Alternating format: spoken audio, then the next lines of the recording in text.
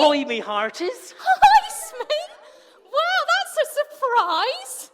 Welcome on board. Well, thank you very much. Isn't it lovely to see Smee? Round of applause for Smee. It's lovely to be here. Oh, what a pleasure to have you. You are probably asking yourselves why Captain Hook would be after me. Yes. You're probably asking yourselves, why would Captain Hook be after me? Yes. That's a very good question, to which I have a very good answer. I've gone and done it, haven't I? You done what, Smee? I've done it. What have you done, Smee? What I've been thinking about all week. What have you been thinking about all week? Well, most people run away to sea. Me, I've run away from sea. From sea? Yeah, I've decided to give up my pirate life. Oh, hang on. Would you like me to take that from you, Smee? Give it to a responsible adult. Yeah, you will. See, the thing is, you know I've been coming to see you every day and I've been telling you a Bible story. Well, something strange has happened. Something strange has happened inside me. And it's all down to me reading these Bible stories. And I've got another one for you today. Would you like to hear it? Yes. Yeah, would any of the adults like to hear it? Yes. Thank you very much. Thank you, brother. Thank you. Here we go. Now, we're in the book of Luke, chapter number 8, verse 40. Now, when Jesus returned, a crowd welcomed him, for they were all expecting him. Then a man named Jairus, a synagogue leader, came and fell at Jesus' feet, pleading with Jesus to come to his house because his only daughter, a girl of about 12, was dying. Jesus was on his way. The crowds almost crushed him. And a woman was there who had been subject to bleeding for 12 years, but no one could heal her. She came up behind him and touched the edge of his cloak, and immediately her bleeding stopped. "Who touched me?" Jesus asked. When they all denied it, Peter said, "Master, all the people are crowding and pressing against you." But Jesus said, "Someone touched me. I know, because power has gone from me." Then the woman, seeing that she could not go unnoticed, came trembling and fell at his feet. In the presence of all the people, she told why she had touched him and how she had been instantly healed. Then he said to her, "Daughter, your faith has healed you. Go in peace." While Jesus was still speaking, someone came to the house of Jairus and the synagogue leader to tell him a special piece of news. "I'm afraid your daughter is dead," he said. "Don't bother the teacher anymore." Hearing this, Jesus said to Jairus, "Don't be afraid, just believe, and she will be healed." When Jesus arrived at the house of Jairus, he did not tell anyone to go in with him except Peter, John, and James, and the child's father and mother. Meanwhile, all the people were waiting and mourning for her. "Stop wailing," Jesus said. "She is not dead, but asleep." They laughed at him, knowing she was dead. But he took her by the hand and said, "My child, get up." Her spirit returned, and once she stood up, and Jesus told them to give her something to eat. Her parents were astonished, and he ordered them not to tell anyone what had happened. Hang on a minute. Did you see what happened? The little girl was dead, and Jesus made her alive again. Now, I've been around with pirates, you see, and I know that Captain Hook and his bunch of brutal buccaneers are very good at taking live people and turning them into dead ones. But I've never ever heard of anyone taking a dead person and making them alive again. Have you? No. This is amazing. Who's this Jesus fella? I've got to know more about this. This is the best book you can ever read, by the way. You don't have to get one as big as mine, but very, very important. So, Smee, you've made this week's meet, so when you've given us the video, which I have to say has been fantastic, hasn't it? Been brilliant. Talking about these stories in the Bible, you've actually linked it into, we've had a word for the day. Have you now? We have. I didn't know that. No, didn't know that. We didn't know that. So, what we've got here, we've actually lined them up. And if you see, you've made a choice. I did make a choice. You've made a choice to leave the pirate life. That's correct. And to come on board the I Love You. I love you too. You can tell whose idea that was. Courage. You took some courage because Captain Hook's not a very nice man. They all took the mickey out of me for reading my Bible. That took courage to keep doing that. Yeah, it took courage for you to take your Bible, to read it, and to make that choice. That's right. To come ashore with us. And you've been called. I have been called by Jesus. And he's called you by name. My very name. He knows you, Smee. That's amazing, isn't it? Who'd have thought it? Who'd have thought it? He knows every single hair on your head. And well, there aren't many, so it wouldn't take a lot. You're in good company. It's all right, he loves me really, my husband. And then over here, got change. Well, I can't change because these are the only clothes I got. I think I was explaining to the kids. Yeah, I must say. Bit whiffy, but... Yeah, I must say. You might want to keep your distance. Oh, you mean change as a person? Change as a person, I see, Smee. yes. You've made the choice, Yep. you took courage, Yep. you heard the call. I did.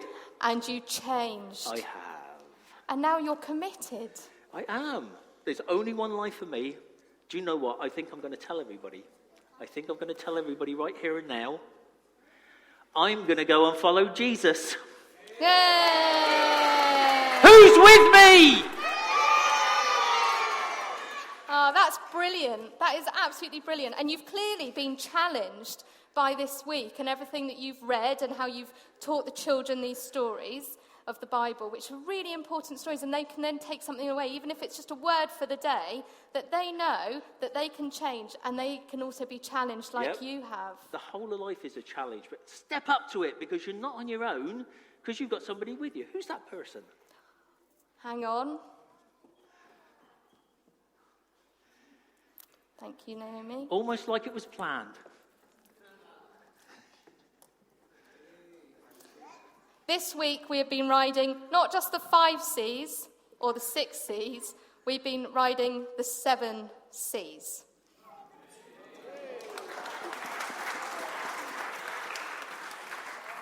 I should go and get the rest of my gear. All nice right, to see you, kids. Have a nice time. Bye-bye. Bye, Smee. Bye-bye. Thanks, George. So, and Smee will be around after the service if you want to come and have a chat with him or you want to have your picture taken and things like that. He's going to be around. Wasn't it brilliant to see Smee? Round of applause for Smee. He's been brilliant this week. So, the team leaders have, like I say, have been brilliant, and they've been sharing their experiences of how God has worked through their lives and how actually all these 6 and now 7th C that they've been able to share and what they experience in their day-to-day lives. I'm going to share something with you.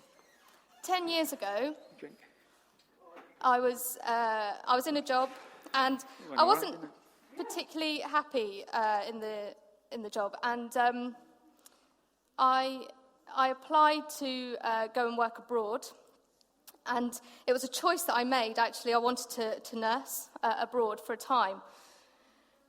And so I had this choice. Do I stay in the job where I'm really unhappy, or do I actually take this almost leap of faith and go and work out 6,000 miles away?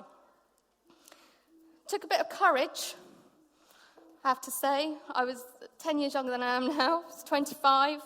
Although I'd been to university in London, it was the first I'd been away on my own, leaving my parents, leaving my home, and disappearing off for a life living on a ship for 2.5 months, where I didn't know anybody. I knew nobody, and it took a bit of courage, but I had the call from God to go. And it's that thing, if God is calling you to go, you must go. And the thing is that also what happened is that it was planned for me to leave at the end of July. And it was a time at the end of April coming into May when things weren't brilliant. And I just kind of said, you know what, Lord, what do you want from me? I've got another sort of 2 months till I'm due to go away to Africa. What am I meant to do? And I got home from work that day when I nearly walked away. And there was an email from the organisation saying, can you come out in kind of 4 or 5 weeks? And so they had actually brought my time forward by kind of 4 or 5 weeks. And that was God saying, you know what, actually, I'm going to take you out of this situation. I need you over there now, and you need to come with me, and you need to be changed. Because I don't know what it's like for you guys, but when things are not going particularly well, you don't feel like yourself. And you kind of lose that, we call it the joy spark. And I had lost my joy spark, and I just kind of thought, where am I meant to be, Lord? Where do you want me to be? I'm in a job which isn't going very well. I'm not very happy, and I'd lost my love of nursing. For those who don't know me, I'm a paediatric nurse. And nursing is something I've always loved, I've always wanted to do. But for that period of time, I didn't love my job. I didn't enjoy it. So God went, you know what? I'm going to bring you back that joy spark, and I'm going to bring you back your love of nursing is what I've meant for you to do in life. So he took me away for 2.5 months to somewhere that I'd never known, knew nobody. I then changed as a person. I encountered God. I met with him day by day on that ship, interacting with patients. Now, as a paediatric nurse, for my first 2 weeks, and this is one thing I didn't understand, but I understand now.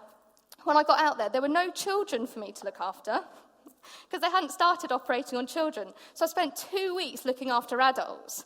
I'm not an adult nurse, okay, but I was taught by the most amazing team of how to care for these women that had been traumatized, and some men that had been traumatized by a lot of the civil war that had happened in Liberia, and it was still very raw out there.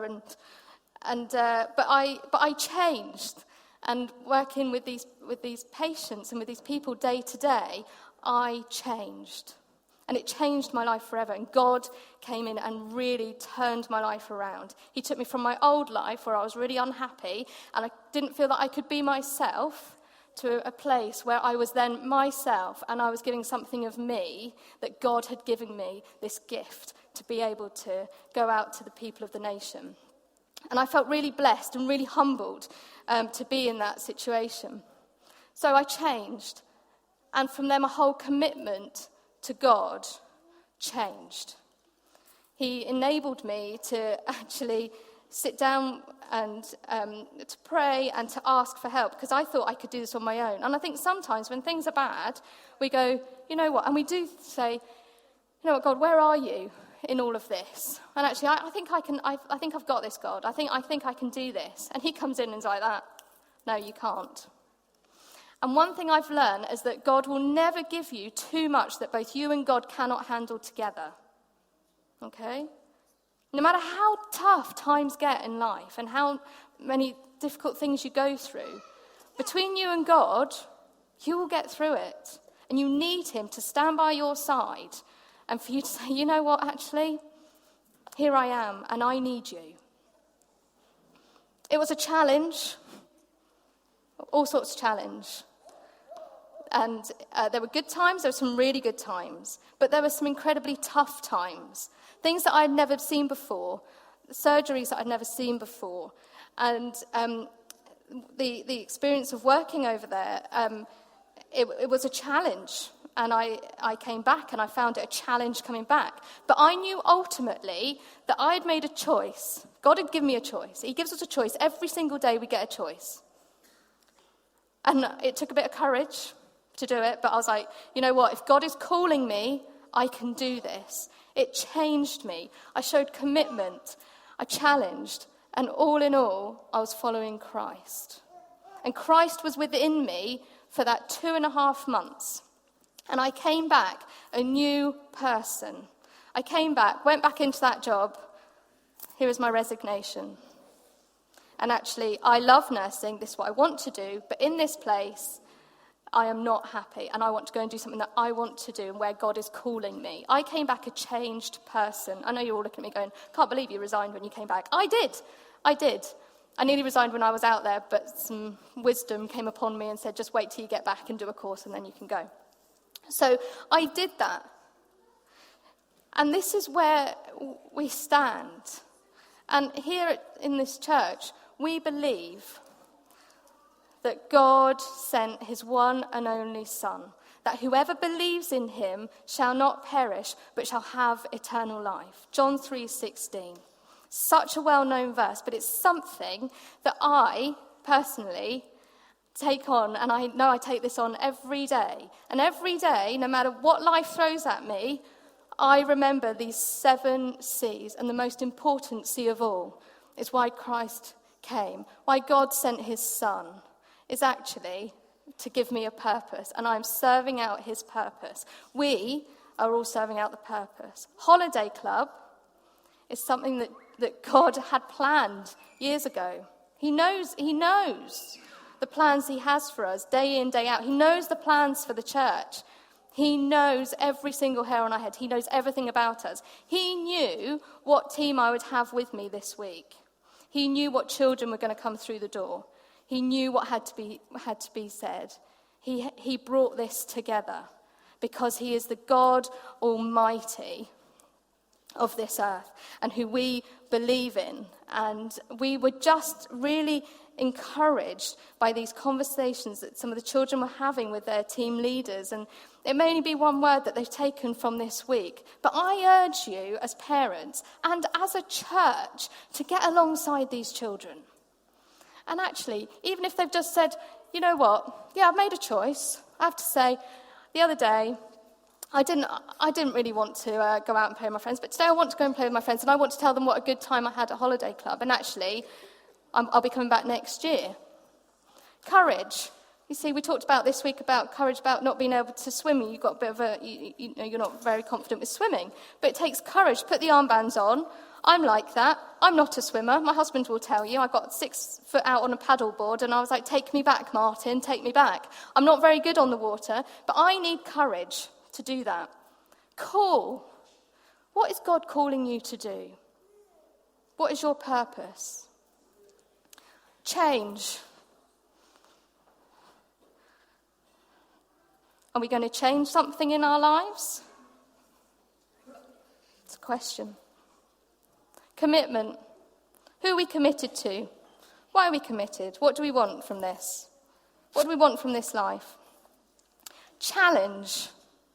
You know, sometimes going into new schools, if some of you are moving up in secondary school, or going into a new class, it can be challenging. Going into a new job, anything that we face, no matter how small it is or how big it is still a challenge that we have to overcome.